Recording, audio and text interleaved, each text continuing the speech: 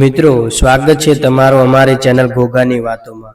પ્રિય શિવ ભક્તો, ભગવાન શિવના મહામંત્ર ઓમ નમઃ શિવાયના જાપથી જીવનના સર્વ કષ્ટો દૂર થાય છે। આ મંત્ર એટલો સરળ અને શક્તિશાળી છે કે જે તેનો જાપ ગમે ત્યાં અને ગમે તે ત્યારે કરી શકાય છે। પરંતુ શું તમે જાણો છો કે જો કોઈ વ્યક્તિ પથારીમાં સૂતી વખતે આ મંત્રનો જાપ કરે તો તેના જીવનમાં કેવા પરિવર્તન આવે છે? મિત્રો, આજે અમે તમને એક પ્રેરણાદાયી કથા સંભળાવવા જઈ રહ્યા છીએ, જેમાં ભગવાન શિવે માતા પાર્વતીને આ રહસ્ય જણાવ્યું કે સૂતી વખતે ઓમ નમઃ શિવાયના જાપથી જીવનમાં કયા કયા ફેરફારો આવે છે। મિત્રો, વાત એ સમયની છે જ્યારે કૈલાશ પર્વત ચંદ્રના પ્રકાશમાં નહાયેલો હતો, હિમાલયની શિખરો શાંત હતી અને ઠંડી હવાઓ ભગવાન શિવની જટાઓમાં રમી રહી હતી। ભગવાન શિવ ધ્યાનમાં લીન હતા અને માતા પાર્વતી તેમની નજીક બેઠેલા હતા। પરંતુ આજે માતાનું મન કંઈક અશાંત હતું। તેમના ચહેરા પર ઊંડી ચિંતાની રેખાઓ હતી। શિવે પોતાની ત્રીજી આંખ ખોલી અને હસતા હસતા કહ્યું, હે દેવી, તું શું વિચારી રહી છે? તારું મન આજે ચંચળ કેમ છે? માતા પાર્વતી હાથ જોડી લીલા અને નમ્ર સ્વરમાં કહ્યું કે હે નાથ, એક પ્રશ્ન મારા મનમાં વારવાર કોરડી રહ્યો છે। ઘણા દિવસોથી આ સવાલ મને પરેશાન કરી રહ્યો છે। જો તમારી આજ્ઞા હોય તો પૂછું। મહાદેવે શાંત સ્વરે કહ્યું, નિસંકોચ પૂછો પાર્વતી, તારો દરેક સવાલ મારા માટે મહત્વનો છે। પાર્વતી બોલ્યા, નાથ, એ તો બધા જાણે છે કે જે મનુષ્ય વિધિપૂર્વક પૂજા કરી જાગતી અવસ્થામાં શુદ્ધ મનથી ઓમ નમઃ શિવાયનો જાપ કરે છે તેને તમારો આશીર્વાદ મળે છે। પરંતુ જો કોઈ થાકેલી વ્યક્તિ રાતે પથારીમાં સૂઈ વિના, કોઈ વિધિ વિના, સ્નાન કરીને ફક્ત મનમાં આ મંત્રનો જાપ કરે તો શું તેની ભક્તિ પણ તમારા હૃદય સુધી પહોંચે છે? શિવે હસીને કહ્યું, દેવી, તે ખૂબ સુંદર પ્રશ્ન પૂછ્યો છે। તેનો જવાબ હું તને એક કથા દ્વારા આપીશ। ધ્યાનથી સાંભળ, કારણ કે આ કથામાં ન મંત્ર તારા સવાલનો જવાબ છુપાયેલો છે, પરંતુ એ પણ જણાવવામાં આવશે કે સૂતી વખતે ઓમ નમઃ શિવાયના જાપથી શું શું ફેરફારો આવે છે। ઘણા વર્ષો પહેલા હિમાલયની તળેટીમાં નીલકુંઠ નામનું એક નાનું ગામ હતું। આ ગામમાં એક ગરીબ બ્રાહ્મણ રહેતો હતો, જેનું નામ રઘુ હતું। રઘુની ઉંમર ઘણી વધી ગઈ હતી, શરીર નબળું હતું, ન કોઈ પરિવાર હતો, ન કોઈ સહારો। ગરીબી અને બીમારીઓ તેને સંપૂર્ણપણે તોડી નાખ્યો હતો।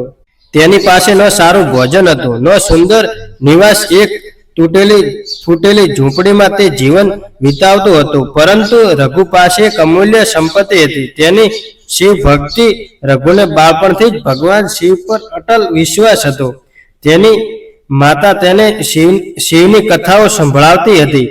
તેમણે તેને શીખ્યું હતું કે જ્યારે પણ જીવનમાં સંકટ આવે તો ફક્ત ઓમ નમઃ શિવાયનો જાપ કરવો। રઘુએ આ મંત્રને પોતાના જીવનનો આધાર બનાવી દીધો હતો। જ્યારે તે વૃદ્ધ થઈ ગયો હતો અને મંદિર સુધી જવાની શક્તિ પણ નહોતી, ત્યારે પણ તે દરરોજ રાતે પોતાની તૂટેલી પથારી પર સૂઈ આંખો બંધ કરી મનમાં ઓમ નમઃ શિવાયનો જાપ શરૂ કરી દેતો। તે સ્નાન કરતો, ન કોઈ પૂજાની વિધિ અપનાવતો, ફક્ત પોતાના થાકેલા મન અને નબળા શરીરથી શિવનું સ્મરણ કરતો। ગામના લોકો તેની મજાક ઉડાવતા, કહેતા, રઘુ, સમય પસાર થતો ગયો।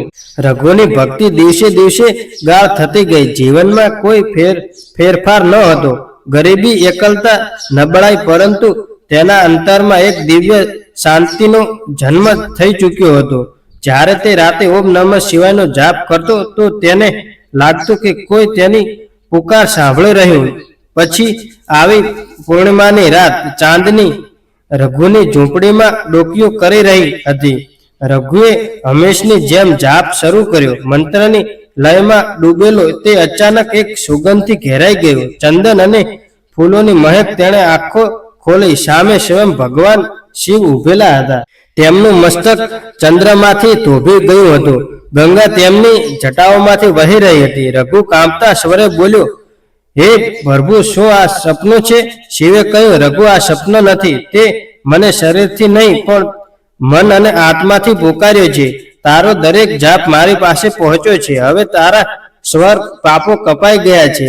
તને મોક્ષની પ્રાપ્તિ થશે. શિવે ત્રિશૂળ ઉઠાવ્યું. આકાશમાં ગર્જના થઈ અને એ જ ક્ષણે રઘુની આત્મા પર જ્યોતિની વિલંબ થઈ ગઈ. માતા પાર્વતીની આંખો ભીની હતી. તેમણે કહ્યું, નાથ, હવે હું સમજી ગઈ કે સાચી ભક્તિ કોઈ વિધિ પર નિર્ભર નથી, પરંતુ મનની શુદ્ધતા પર આધારિત છે. શિવે કહ્યું, દેવી, સૂતી વખતે ઓમ નમઃ શિવાયના જાપના અનેક લાભ છે. મનની શાંતિ અને તણાવની મુક્તિ, દિવસભરની ચિંતા અને તણાવ આ જાપથી દૂર થાય છે.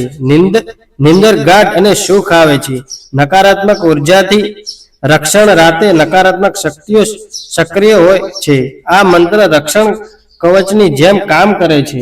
આધ્યાત્મિક ઉત્પત્તિ, આ મંત્ર આત્માને શિવની નજીક લઈ જાય છે અને જીવનના ઉપદેશોને સ્પષ્ટ કરે છે. પાપોનો નાશ, જેમ શિવે કહ્યું, આ મંત્ર દરેક એવી વ્યક્તિને લાભ આપે છે જે તેને સાચા મનથી જપે છે, પછી ભલે તે કોઈ પણ અવસ્થામાં હોય. પાર્વતીએ શિર ઝુકાવ્યું અને બોલ્યા, નાથ, હવે હું જાણી ગઈ, ભક્તિમાં કોઈ બંધન નથી. તો મિત્રો, આ હતી રઘુની કથા અને ઓમ નમઃ શિવાય મંત્રની મહિમા. જો તમારી પાસે સમય નથી, સાધનો નથી કે શક્તિ નથી, તો પણ ચિંતા ન કરો. દરરોજ રાતે સૂતા પહેલા આ મંત્રનો જાપ કરો. 5 વાર, 10 વાર, 17 વાર, કે જ્યાં સુધી નિંદર ન આવે.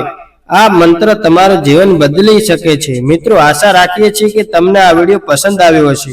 મિત્રો, ગોગાની વાતો ચેનલને સબસ્ક્રાઇબ કરવાનું ભૂલશો નહીં. તમે વિડીયો પૂરેપૂરો જોવા બદલ તમારો ખૂબ ખૂબ આભાર.